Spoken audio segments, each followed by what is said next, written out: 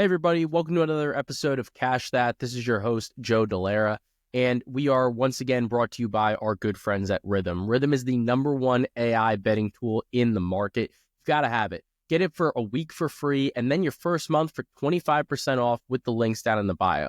The reason I use it every single day when I'm betting or whenever I'm looking into lines is because I need to have an idea of what is a good bet or what isn't a good bet. Do I have an edge? Do I not have an edge? And with Rhythm, because of all the projections, because of all the modeling, I have a little bit of a grounding in terms of what should or shouldn't happen. So it keeps me from saying like, oh yeah, this is definitely good. I have something to cross-reference it with. So it does always help you, even if you aren't betting strictly on the models, but allowing the models to help guide you and give you a framework for what is or isn't a good bet. That's sometimes all the help that you need. And like I said, you can get it for a week for free. Test it out for yourself. Make sure it's for you. And I know it's going to be. Then come back and get 25% off for your first full month. And it's going to be a great Wednesday as well. Tonight, we have the Rhythm Live show at Coast to Coast. Andrew O'Connor-Watts out. But we are having my partner over here from the Huddle, Matty Chucks, is going to be joining me for about a 30-minute live show through the Rhythm channel. It's going to be available on X, YouTube, Instagram, wherever you kind of stream your shows. And then immediately after that, you guys need to go on, turn on the NBA bet stream. We're going to put the link down here as well. I think it's the same link as last week, but if not, we'll figure it out either way. We'll put it out on the socials. But I'm going to be calling the Kings and the Sixers game on NBA bet stream through the NBA app. You can also watch it, online, however you have like your league pass settings. So I'm going to be doing that with Matt Moore and Chris Raybon, both of the Action Network. It's going to be a lot of fun. A couple live look-ins on some of the games. So definitely be sure to tune in. I feel like there's always a promo for League Pass, so it's definitely going to be awesome.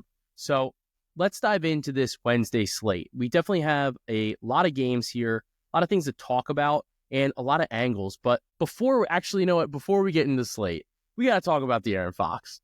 De'Aaron Fox says that he wants to be traded, so now he joins Jimmy Butler in the trade rumors scenario, right? And we know that he has a preferred destination. The preferred destination is the San Antonio Spurs. De'Aaron Fox is in a slightly different situation than Jimmy Butler. Jimmy Butler wants to go to the Phoenix Suns, who basically can't trade for him.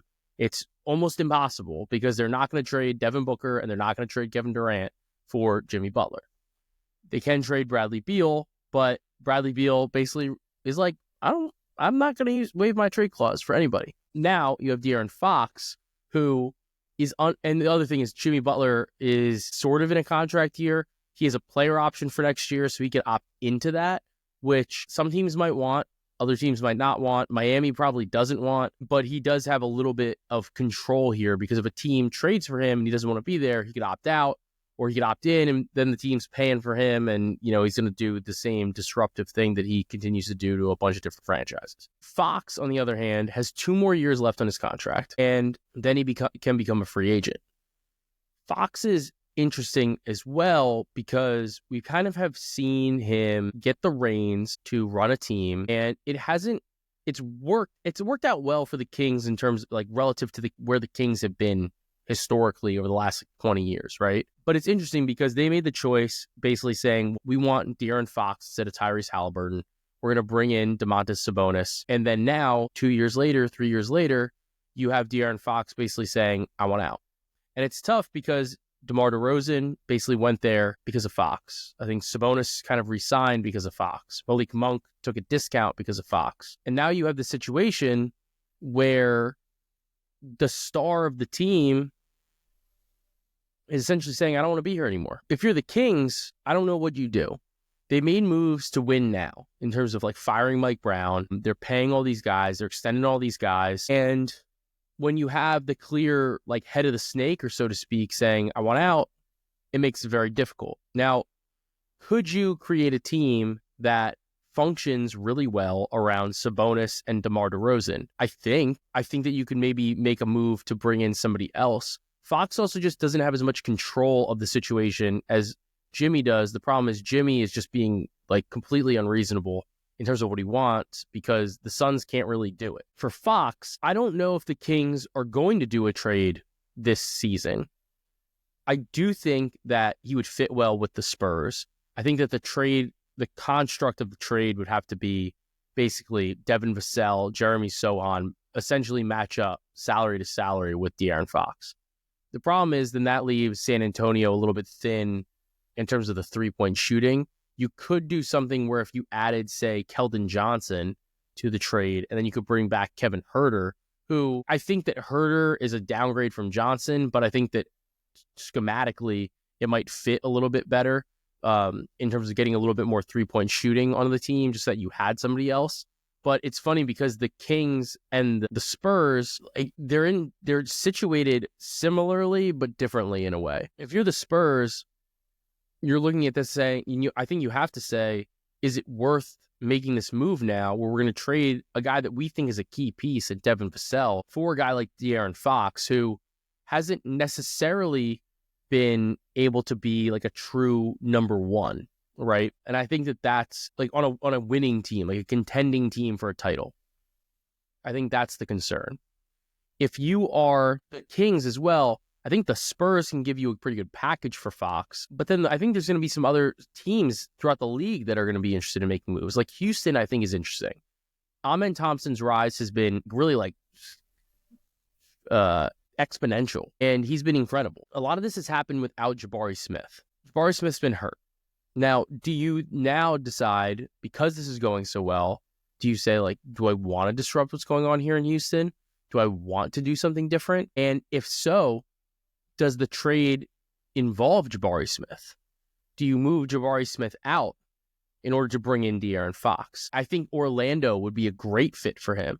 I think that they need somebody that can actually set the table and run an offense effectively. I think that Franz is great. I think that Paolo is good, but Paolo's inefficient. And if you bring in a guy like De'Aaron Fox that can maybe help set the table, the team that's dying for point guard help, that would be awesome. Problem is Orlando basically never makes trades in the middle of the season. They don't really make big trades midseason. So that's like an ownership thing. So you have to wonder about that. I think that Miami obviously could work, right? If you sent Jimmy to Sacramento, but like if I'm Sacramento, do you want that headache? Do you want that scenario where you're saying like, I don't even know if he's going to want to stay here. And even if he does stay here, it's like, do we want to pay a guy that's going to be at this age? Like, is that what we're looking for? I know that they want to win. I know that they want to win now. Like they're trying to be a contender, but is that the way that they want to go about it? Or do you go and like say like, all right, well, like the Nets apparently want to try to make an offer maybe for De'Aaron Fox. Do you want to try to go and get some pieces there? Do you want to go get draft picks? Do you want to say maybe get a Cam Johnson? And do you feel like Cam Johnson could help with the spacing around DeRozan and Sabonis along with maybe a couple picks? That maybe that's something that could work. So really a couple interesting scenarios, a lot of teams to watch out for. I think the market is going to be there for Fox, but we'll definitely have to see exactly how it unfolds. And then when you're looking at the Jimmy Butler situation, that situation's so fucked right now because basically nobody wants to make a move without Jimmy saying, yeah, like I'll resign there. And then even then, I think it limits the number of teams because there's a lot of teams that are saying, it's going to cost a lot of money. He's getting old. Do we really want to tie ourselves to this path for the foreseeable future?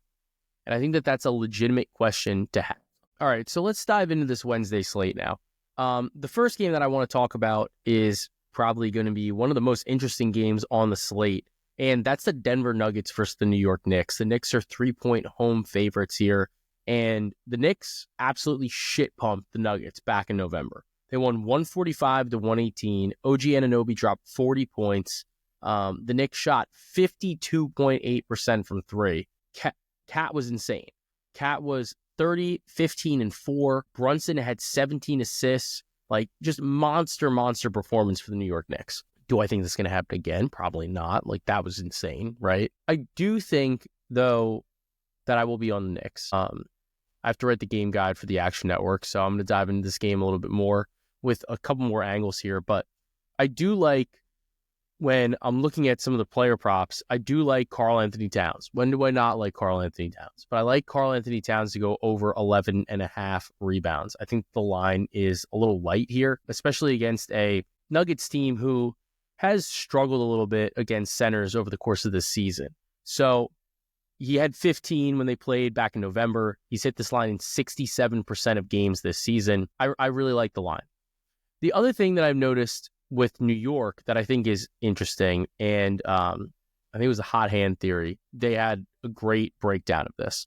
Essentially what it was that the biggest change that New York made, well, they made two changes, one of which they didn't talk about. One change before we get into the schematic changes. One of the changes the Knicks did was the rotations are different. We're actually seeing the minutes come down. Bridges is resting towards the end of the first quarter a little bit more. And I think that's notable here, right? Because Bridges, he had been basically playing the entire first quarter in most of these games. And despite like he's scoring, he's been playing incredibly, right? But over the past couple of games, let's take a bird's eye view. If we look at the course of the entire season, he's actually been playing almost the entire first quarter every game. The last 7 games, one game he played the entire first quarter against Philly. Aside from that, he's played 8 minutes, 7 minutes, 6 minutes, 6 minutes, 5 minutes, 7, right? And that's changed their rotations a bit. And it's also helped with him in terms of like his rest a little bit, right? So when the Knicks played the Nuggets last time out, he scored 14 points. It was a great game for OG Anunoby. I do think, though, that because of this change to his rotation and because of the way, like, he's not always super involved in the first quarter. In the first quarter, he's only averaging 5 points per game. And I think I'm going to double check because sometimes like this doesn't fetch properly with the first quarter lines because I'm thinking about this as I'm talking. But no, his line moved. It's down to 3.5. So 3.5, we're down to 3.5 for a first quarter line, which is low. But I do want to kind of caution it in this way, right? 3.5 first quarter points. And like when we look at some of these rotational things, if you saw this line, you'd say, oh, this is great. Like I need to go bet 3.5 points. Candidly, I was hoping that it was going to be at like 5.5 because I would have been looking for an under. He's hit 3.5 in 77% of games this season. However, if we take him off of if we drop down in the minutes, he needs to be so much more efficient. So he's taking, in a lot of those games, he's taking 4.3 shots in the first quarter. If you play like over the course of the whole season, when you take him down under 10 minutes, he's down to 3.1. So the opportunities are just lesser. Granted, the thing is like he's extremely efficient in terms of his scoring. So it kind of makes me want to leave off the 3.5. I think the 3.5 is maybe a little bit light here. Or he just needs really one thing to break his way. 2 shots, a 3 and a free throw. There's too many ways for him to get there. But the point of what I'm saying is that I think that when you look at some of these hit rate charts over the course of a full game, it's easier to say, all right, well, like they're going to get their minutes one way or the other, even if the rotation is a little bit different, whatever, it might not really matter. This is like a clear sign from Tibbs that he wants to do something slightly different in the first quarter. And I think that that's super notable. And I think that that's something that we need to take into consideration with the Knicks. The starters are basically all playing fewer minutes. A lot of this had to do with the fact that the Knicks, if you look at the Knicks in the NBA leaderboard in like raw minutes played, the Knicks are like basically the whole team is number one. The thing is, the Knicks have also played more games than pretty much everybody. And I think that makes a big difference here. Looking at the Knicks rotations now, if you look at last game, Josh Hart played about 9.5 minutes. Bridges played about 6.5 minutes. Brunson played like 9.5 minutes. Cat is the one player that played a significantly more amount of minutes in the first quarter. He plays about a 7-ish minute rotation and then takes a little bit of a break, then comes back in for the end of the first quarter, and then basically plays through to almost to halftime. OG Anunoby plays about a 8-minute rotation to start the game. And it's interesting because it's a shift over what we've seen previously from the Knicks. And then Tibbs basically didn't play any of the starters for the most part in the fourth quarter of this last game against the Grizzlies when they were blowing them out. So I think that there's been a little bit of a change, maybe a little bit of guidance from up top to say, hey, let's limit this. Let's give them a little bit more rest. Let's get a little bit deeper into the bench. And playing this 9-man rotation has been very helpful for New York. And we'll have to see how much they stick to this or not moving forward. The other thing about the Knicks is that, and this is about the breakdown that the hot hand theory had, when they played Memphis, essentially what they did was they stayed home and they were living with the shots their assignments got. This is a huge development for New York because they had this tendency between Josh Hart, Mikal Bridges, and OG Anunoby to way over help. And it was causing them to be put in like a really bad rotation. They were over helping when Cat was defending somebody or when Brunson was defending somebody. And the problem with that is then the rest of the guys are scrambling, trying to cover the missed assignments or whatever. Most teams, especially in today's NBA, they rely on wing scoring, right? They rely on, I don't want to say, I feel like this is too like basic, right? But a lot of times the best scorer on the other team is a wing. The Knicks have the literal best people to defend those wings in OG Anunoby, Mikal Bridges, and Josh Hart. Instead of helping them, just let them live on an island and you live with whatever shot comes. And I think that's something that created like a little bit of a problem for Memphis, because it's hard when you have to go up against, like, even if you're trying to mismatch hunt, it's going to be a lot more difficult to do so when there's 3 other players or 2 other players in Hart, Bridges, and Anunoby that can kind of switch onto you or cover you or whatever. Cat has been relatively effective in a drop. He's not the best at switching. He's not the best defender. But if you are able to live with some of the shots that Cat kind of gives up, and you're able to live with Brunson's like some level of physicality, he's not the best defender either. If you're able to live with that, because still like a lot of these shots, then it's in an isolation situation. A lot of times isolation situations and isolation shots are not like as effective as strong ball movement with cutting and whatever. And if the Knicks refuse to give up those easy like helps or like to be at a position, then what that does is it forces the other team to go into iso ball, which I think is less effective, especially when you're New York, and New York has the number 3 or number 2 adjusted offense in the NBA. Their offense is so good, the defense doesn't have to be great. It just has to be okay. And if the defense is okay, even against top offenses, their offense is going to be able to score or outscore the opponent. And that's the thing that I think has kind of started to click or has kind of started to work. And when you play a deeper rotation, you can get away with this a little bit more, because even if your individual players are expending a little bit more effort on the defensive side of the ball because they have to deal with these one-on-one rotations or one-on-one assignments, they're getting a couple more minutes of rest, and it's keeping them a little bit fresher. So something to keep an eye on, something to watch for. I'm curious to see if they're able to stick with that, especially against this Denver team who relies so heavily on like Jokic finding good opportunities for them.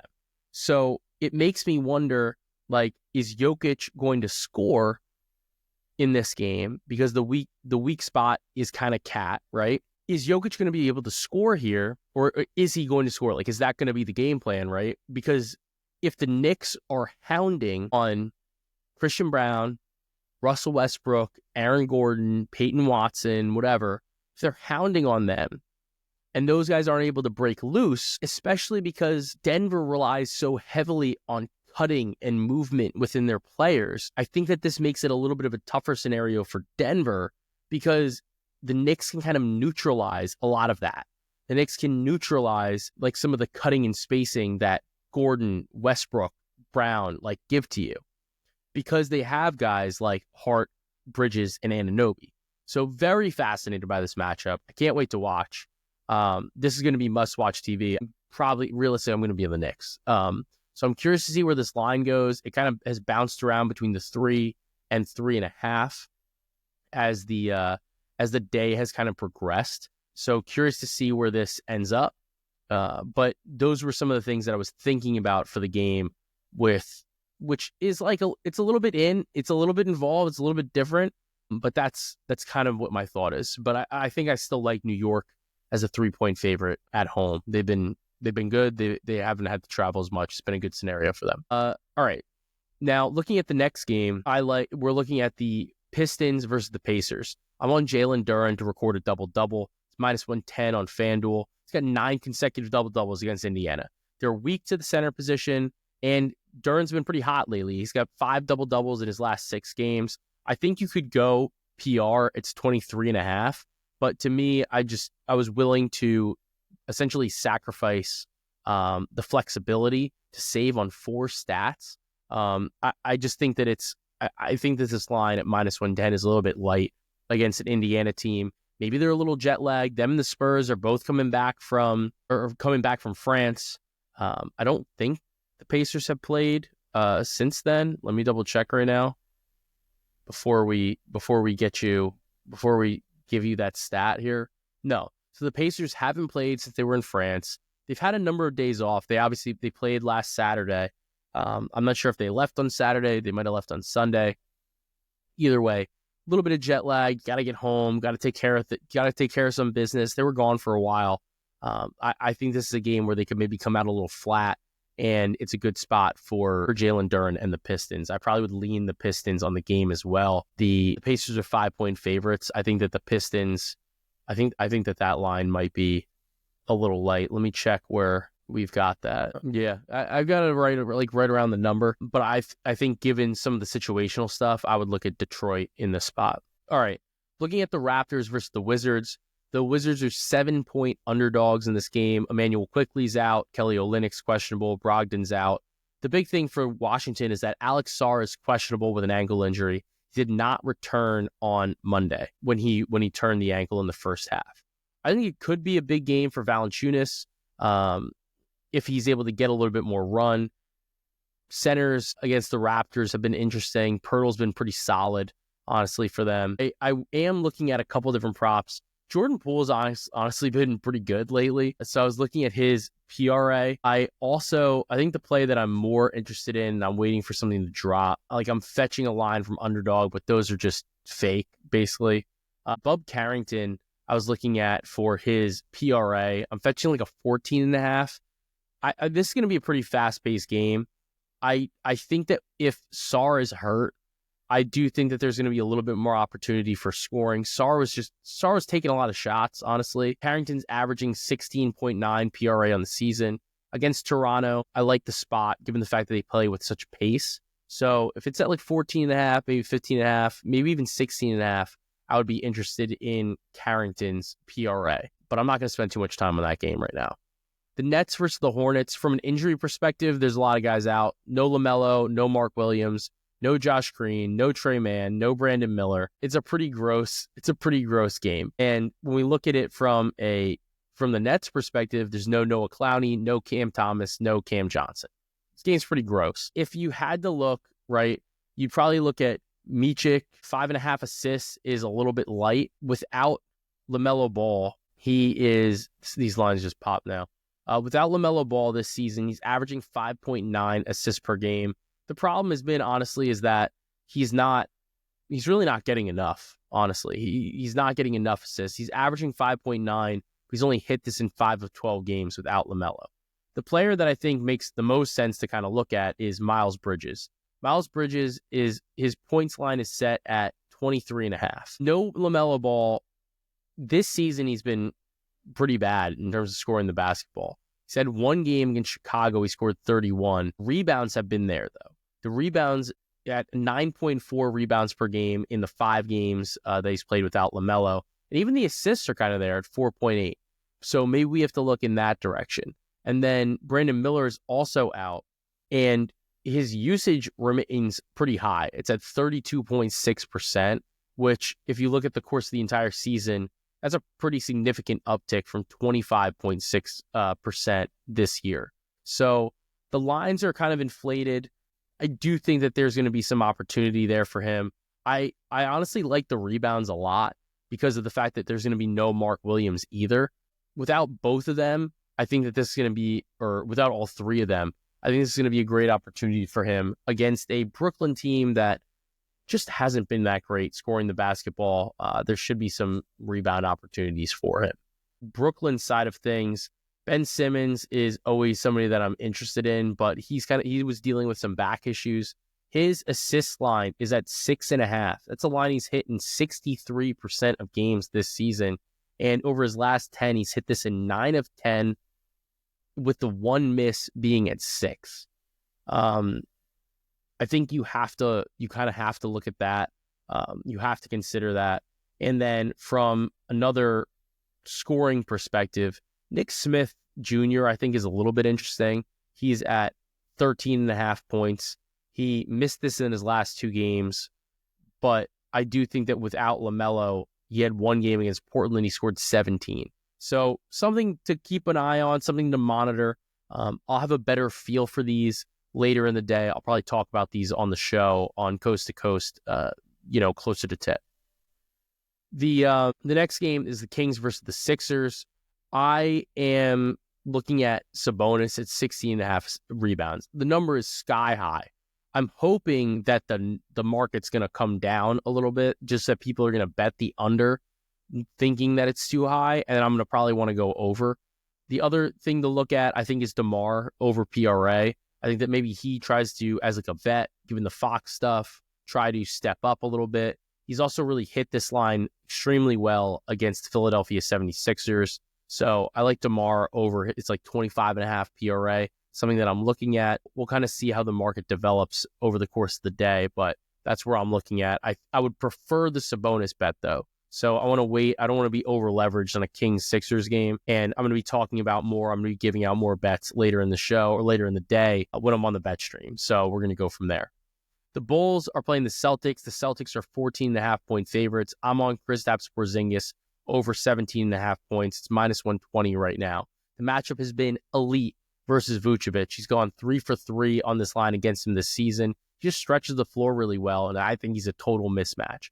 He's averaging 18.8 points per game this season. And even when Boston wins big, he still performs. In wins of 10 or more, and 15 or more, he still is averaging over 18 points per game in those spots. So I like the situation. Chicago plays at the 3rd fastest pace in the league. I just think that this sets up for a great scenario and a great setting for points for Kristaps Porzingis. I will say that the Bulls have played the Celtics kind of tough this season. So I think that helps us to a degree. Even if Boston's able to kind of blow it out late, Chicago has played them kind of tough throughout the course of the season. So definitely something to keep an eye on. The Cavs are playing the Heat. The Heat are 8-point home underdogs. Jimmy's still out. Jaime Jaquez is probable. For the Cavs, Karis LeVert, Okoro's out. The bigger problem is that their guy, Dean Wade, is out. Dean Wade has been just kind of one of those players that when he's been healthy, Cleveland has managed to win games.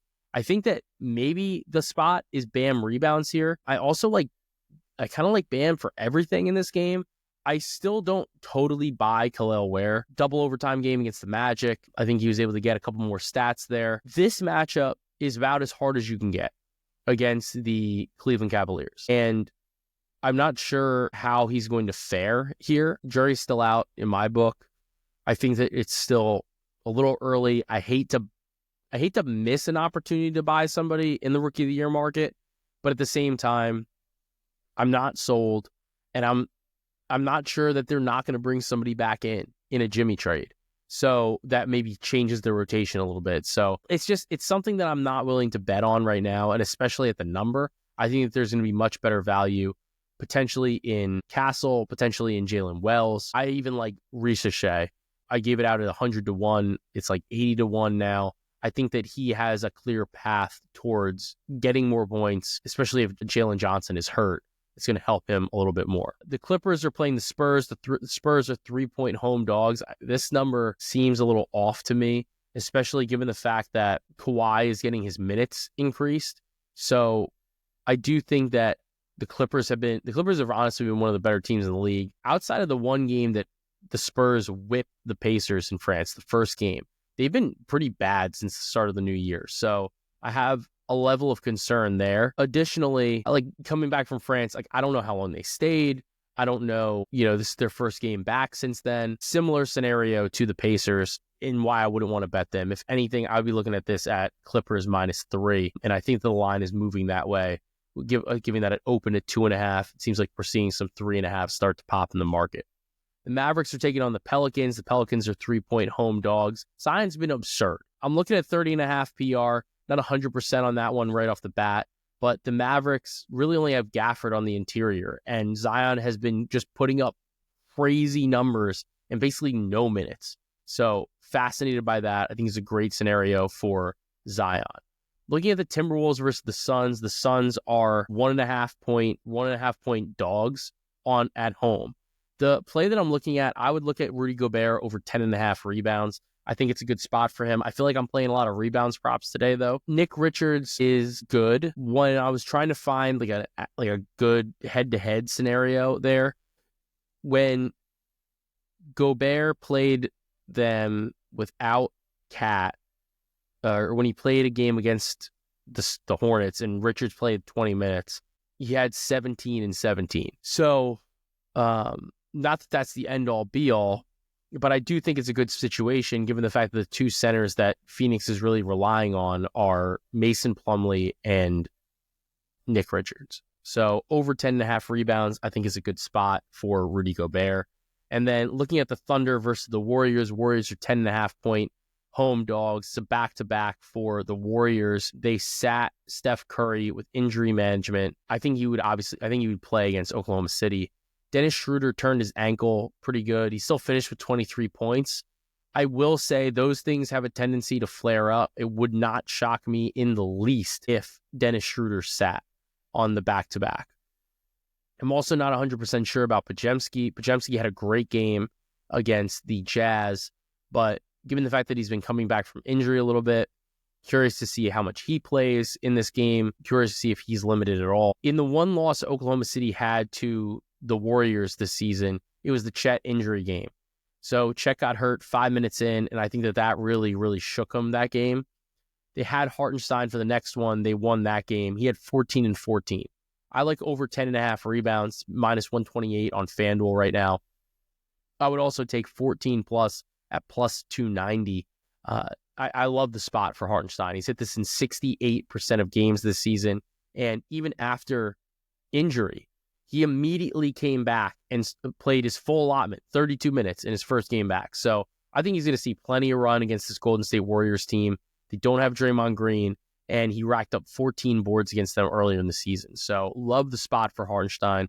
I think that he's going to crush on the glass in this game. So I'm willing to take a little bit of a ladder here. He's averaging 12.2 on the season. So 10.5 is just too light for a rebounder of his caliber. Yeah, so that's the slate there. And we're going to talk a little bit more, obviously, on Coast to Coast. We're going to talk a little bit more on the bet stream. So it's going to be a lot of fun.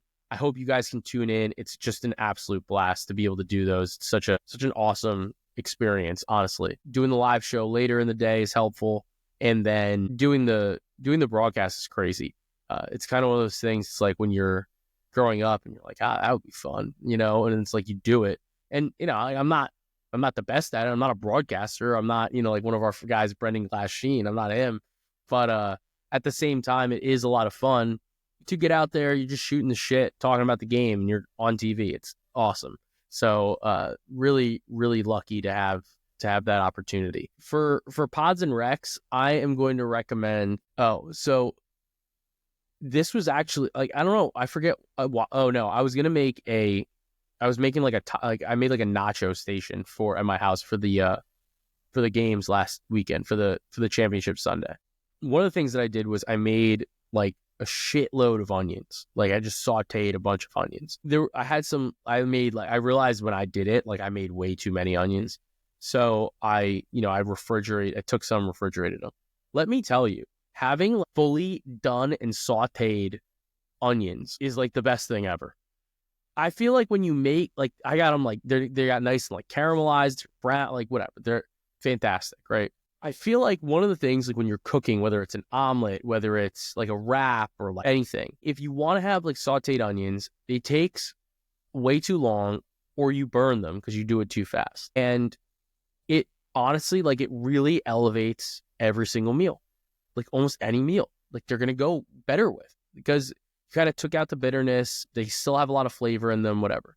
So I'm recommending, honestly, like saute some extra onions. You can maybe saute like 2 onions, and then you have it for a bunch of different things.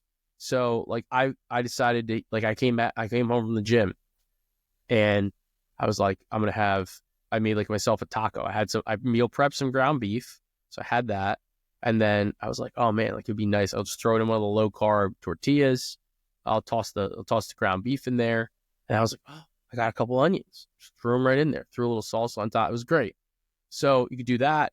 Put it in your omelet in the morning. So, if you're like, let's say you're just heating up, like, I don't know, like if you had like bacon or if you had some pork roll or something like that, you're like, that cooks a lot faster than the onions. So you could just like chop that up real quick, throw it in with the onions. Next thing you know, you got an omelet with multiple ingredients. It didn't take you that long.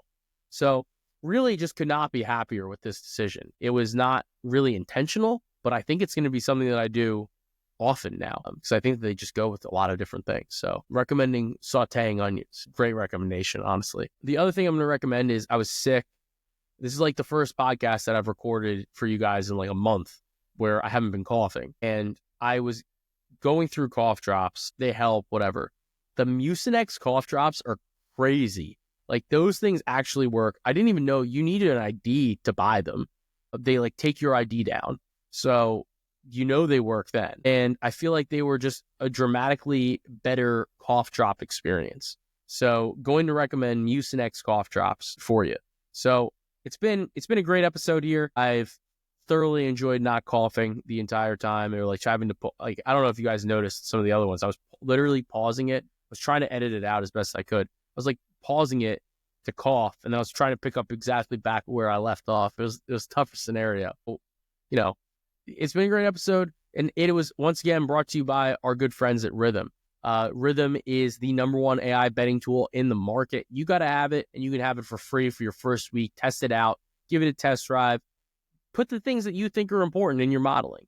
You like 3-point shooting? Do you like pace? Do you like defensive rebounding? Put it all in there, and it's going to spit out a model, and it's going to let you know on the back end whether or not it's actually profitable. So that's doing all the work for you, and you don't even have to worry about it. So absolutely great.